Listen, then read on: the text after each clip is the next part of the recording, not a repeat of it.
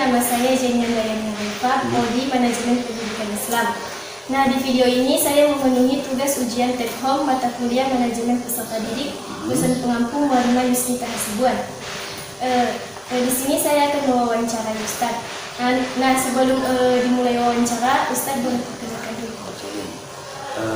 Bismillahirrahmanirrahim. Assalamualaikum warahmatullahi wabarakatuh. Waalaikumsalam. Sebelumnya saya mewakili guru-guru dan madrasah mengucapkan terima kasih atas kedatangan Anda hadir dari mahasiswi STS.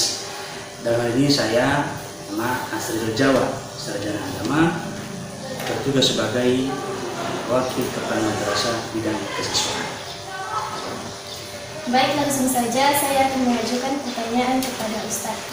Yang pertama, bagaimana mekanisme penerimaan peserta didik baru? Untuk 2 tahun terakhir ini kita menerima peserta didik baru itu ya dengan cara ada yang secara online dan ada juga secara manual. Artinya peserta didik yang kita terima kita sesuaikan dengan kuota yang telah ditentukan dan banyaknya ruang kelas yang disiapkan oleh madrasah Negeri Story. Dan rata-rata itu satu lokal itu kita upayakan sekitar 35 ke bawah. Selanjutnya, bagaimana mekanisme pembagian seragam sekolah? Kalau untuk pembagian seragam sekolah kita tidak mewajibkan siswa untuk membeli di madrasah. Kita berikan mereka kesempatan untuk mengadakannya secara pribadi, dan tentunya seragam yang mereka gunakan itu sesuai dengan ketentuan yang berlaku di madrasah. Kalau dia laki-laki, ketentuannya ada, dan perempuan juga wajib memakai jilbab dengan ketentuan busana muslim yang warnanya tidak berbeda dengan sekolah umum, putih abu-abu. Selanjutnya, apa saja prestasi yang sering diperoleh siswa? Kalau prestasi yang diperoleh siswa, kita di sini sebenarnya banyak yang kita ikuti perlombaan yang setiap tahunnya itu seperti nasib, festival nasib.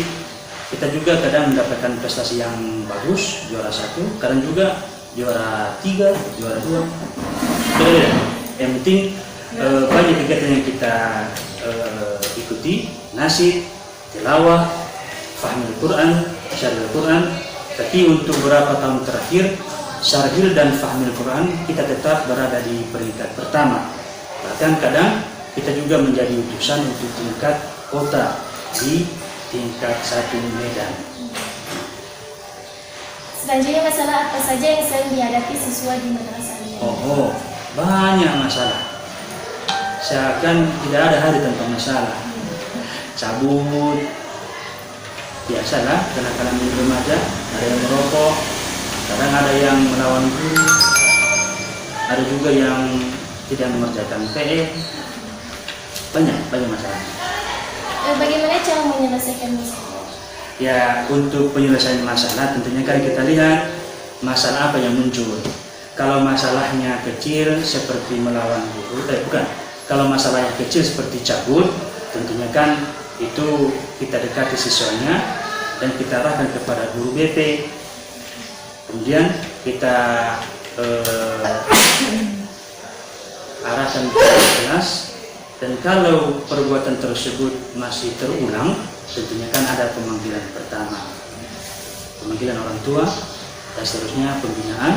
Dan kalau juga tidak berubah, ya tentunya kan ada tindakan yang lebih tegas dari pihak sekolah kepada siswa yang bersangkutan.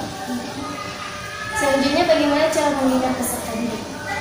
Membina peserta didik ya kita lihat bagaimana keahlian dari masing-masing siswa. Makanya di madrasah kita ini kita adakan ekskul ekstrakurikuler di luar KBM wajib, dan itu biasanya kita laksanakan setiap hari Rabu dan hari Kamis.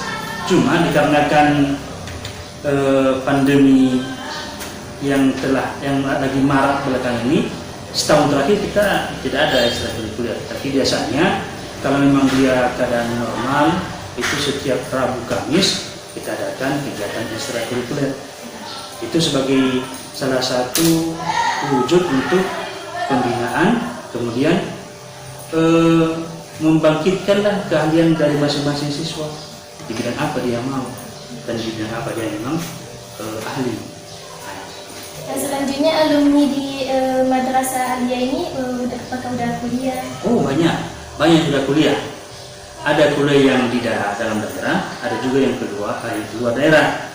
Dan setiap tahun itu Madrasah Negeri Gunung Story itu tetap dilibatkan dalam hal penginputan data LTMPT menuju SNPTN. Dan insya Allah dan alhamdulillah setiap tahun ada 1-2 orang siswa kita yang memang lulus jalur SNPTN. Dan ini pun pada tahun ini pun kita lagi melaksanakan penginputan data menuju SNPTN. Dan mudah-mudahan siswa yang kita input sebanyak 25 orang ini yang sekarang lagi saya data input, mudah-mudahan mereka dapat rezeki seperti orang kakak ini bisa kuliah. Apakah ada semacam kegiatan ekstrakurikuler di madrasah ini? Ada. Tadi udah saya terangkan tadi. Oh, iya. Banyak. Ada paskas, badminton, kemudian kaligrafi, tilawatil Quran, pramuka, paduan suara, kemudian tatabusan, tahfiz, kemudian pidato, belajar pidato, khutbah Jumat. Itu adalah bagian dari ekskul yang memang kita laksanakan 2 hari dalam seminggu, Rabu dengan Kamis. Bahkan kalau ada guru pembimbing yang memang masih membutuhkan waktu lain di luar waktu yang telah kita butuhkan dalam hal pembinaan ekskul ini, ya pihak sekolah memberikan kesempatan untuk itu. Yang penting guru pembimbing dan siswa yang dibimbingnya itu setuju tanpa ada pemaksaan untuk ditambahkan hari pembimbingannya. Bagaimana pelaksanaan kegiatan ekstrakurikuler tersebut? Pelaksanaannya kalau dia membutuhkan ruangan, itu sekolah sekolah memberikan ruang. Kalau dia membutuhkan lapangan, ya lapangan juga kita siapkan. Yang membutuhkan lapangan itu biasanya kegiatan ekskul pramuka, kemudian paskas. Sedangkan kegiatan yang lainnya seperti tahfiz, tilawah, khutbah Jumat, pidato itu menggunakan ruangan. Jadi pihak sekolah tetap memberikan fasilitasi yang maksimal. Bagaimana pengembangan kualitas peserta didik di sekolah ini? Ya. Kalau untuk pengembangan kualitas yang sekarang kita lakukan adalah seperti ini, siswa kalau ada undangan dari luar berbentuk seminar, kemudian berbentuk undangan perlombaan, maka siswa kita ini kita arahkan untuk mengikuti perlombaan tersebut. Kalau memang dia berbentuk perlombaan, kalau dia berbentuk seminar, itu kita arahkan kita untuk mengikuti seminar tersebut. Seperti beberapa tahun yang lalu kita dapat undangan seminar dari penggerak usaha muda Ustadz Usman Dawul yang diadakan di Umi Kalsum. Itu anak-anak kita arahkan untuk mengikuti seminar tersebut. Yang penting setiap hal yang positif yang datang dari luar itu pihak sekolah langsung merespon positif juga dengan memberikan kesempatan kepada siswa untuk mengikuti kegiatan tersebut. Kalau untuk internnya bagaimana pembinaannya, ya dalam hal melibatkan seluruh siswa itu dalam kegiatan KBM, kegiatan belajar mengajar, itu pembinaannya. Di saat ini banyak terjadi kenakalan remaja seperti merokok, alkohol, narkoba, dan lain-lain. Bagaimana upaya di sekolah ini untuk menangkalnya?